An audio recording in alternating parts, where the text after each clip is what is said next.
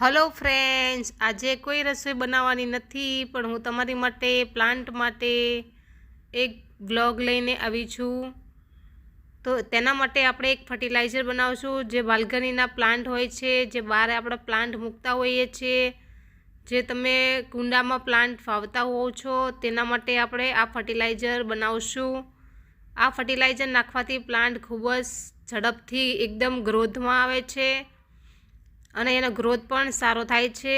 Plant ખૂબ જ વધે છે અને ફૂલ ના આવતા હોય તો પણ ફૂલ ખૂબ જ સરસ આવે છે। જરૂરથી આપણે આ ફર્ટિલાઇઝર એડ કરવું જોઈએ આપણા પ્લાન્ટમાં। તો અહીંયા મેં આ ફર્ટિલાઇઝર બનાવવા માટે સરસો ખલી યુઝ કરી રહી છું। તો તમે જોઈ શકો છો આપણે સરસો ખલી લેવાની છે। આપણા 20 લીટર પાણીમાં આપણે બનાવી રહ્યા છીએ, તો અહીંયા હું લગભગ 100 ગ્રામથી 200 ગ્રામ જેટલું આપણે સરસો ખલી લેશું। તો તમે જોઈ શકો છો ફ્રેન્ડ્સ, મેં અહીંયા 100 ગ્રામ જેટલી સરસો ખલી લીધી છે।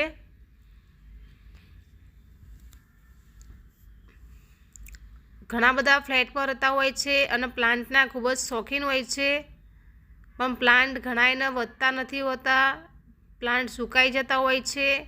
તો તેના માટે છે આ ફર્ટિલાઇઝર જરૂરથી યુઝ કરજો। તો અહીંયા આપણે આ પાણીનું ભરીને રાખી દઈશું એક નાઇટ માટે। અહીંયા હું સવારે રાખી રહી છું, તો આપણે બીજા દિવસે આનો ઉપયોગ કરશું। હું તમને મારા પ્લાન્ટ પણ બતાવી રહી છું। આ છે એરિકા પ્લામ, બહુ જ સરસ લાગે છે। હોલમાં, બેઠક રૂમમાં તમે મૂકી શકો છો, કોઈ પણ કોર્નરમાં તમે એરિકા પામ મૂકી શકો છો। આ છે કુદીનો, હું હંમેશા ઘરનો જ કુદીનો ચટણી બનાવવામાં યુઝ કરું છું। તો આ રીતે એક બાસ્કેટ અથવા તમે કોઈ પણ વસ્તુમાં તમે ઘરનો કુદીનો વાવી શકો છો। ખૂબ જ આસાનીથી કુદીનો થઈ જાય છે, ઝડપથી થઈ જાય છે। તો અહીંયા મેં 20 લીટર જેટલું પાણી લીધું છે। બીજા દિવસે આ વિડીયો શૂટ કરી રહી છું અને આપણે જે કાલે આ પલાળીને રાખી દીધું હતું જે સરસો ખલી, તો એ સરસ રીતે પલીને તૈયાર થઈ ગઈ છે। તો આપણે પહેલાં એને ચલાવી લઈશું। કોઈ પણ વસ્તુથી તમે પહેલાં ચલાવી લેજો આ રીતે। પછી આપણે 20 લીટર પાણીમાં એડ કરશું અને બધું મિક્સ કરશું। આ પાણી તમે જો તમારા પ્લાન્ટમાં તમે નાખશો ને, 15 દિવસે એકવાર નાખવાનું હોય છે અથવા તમે 1 મહિનામાં એકવાર પણ તમે નાખી શકો છો। પ્લાન્ટ ખૂબ જ ઝડપથી વધે છે અને ગ્રોથ પણ સારી થાય છે, જરૂરથી અપનાવજો। હું મારા બધા જ પ્લાન્ટમાં આ ફર્ટિલાઇઝરનો ઉપયોગ કરું છું। તો આ રીતે મેં 20 લીટર પાણીની ડોલમાં મેં એક જગ ભરીને સરસો ખલી આપણે જે પલાળીને રાખી છે એ મેં એડ કરી લીધી છે।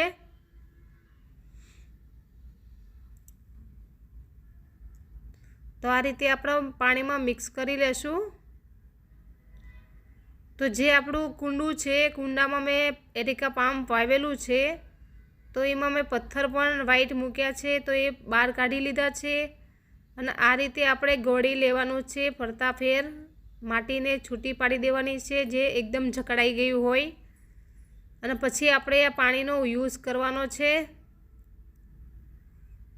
અને આ પાણીનો યુઝ કરતાં પહેલાં આપણે 2 દિવસ પાણી બિલકુલ કુંડામાં નાખવાનું નથી। પહેલાં કે પછી આ પાણી નાખવાનું હોય તે પહેલાં 2 દિવસ આપણે પાણી બિલકુલ નાખવાનું નથી, કારણ કે આ ફર્ટિલાઇઝરનો પૂરેપૂરો ઉપયોગ આપણા પ્લાન્ટને મળે એટલા માટે। તો મેં 2 દિવસ પાણી નહોતું નાખ્યું ને હવે હું ડાયરેક્ટલી ફર્ટિલાઇઝર જ એડ કરી રહી છું, જેથી મારું એરિકા પામ એકદમ સરસ બનીને તૈયાર થઈ જાય છે। તમે જોઈ શકો છો આ એરિકા પામ હું એક જ સળીવાળું લાવી હતી અને અત્યારે કેટલું સરસ ભરાવદાર થઈ ગયું છે, અને તો પણ હજી નવી નવી લીવ્સ નીકળ્યા કરે છે।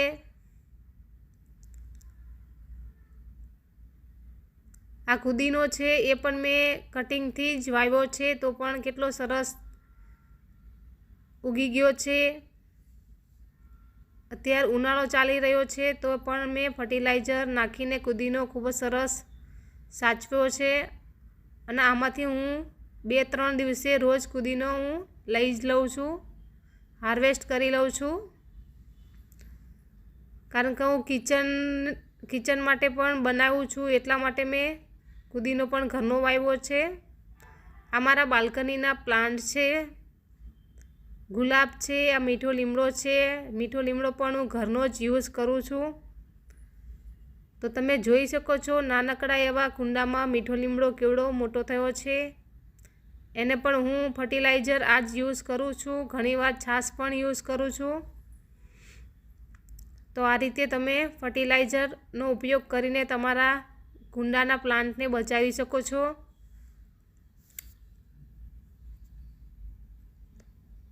આ મારી વિડીયો ગમે તો લાઈક શેર કરજો। તમે જોઈ શકો છો આ નાનું એવું જ છે પણ છતાંય આમાં ટામેટી ખૂબ જ સરસ ઉગી ગઈ છે અને નાના નાના ટમેટાં પણ આવ્યા છે। અને હું રહું છું 7મા માળે, તમે નીચે મકાન જોઈ શકો છો। તમે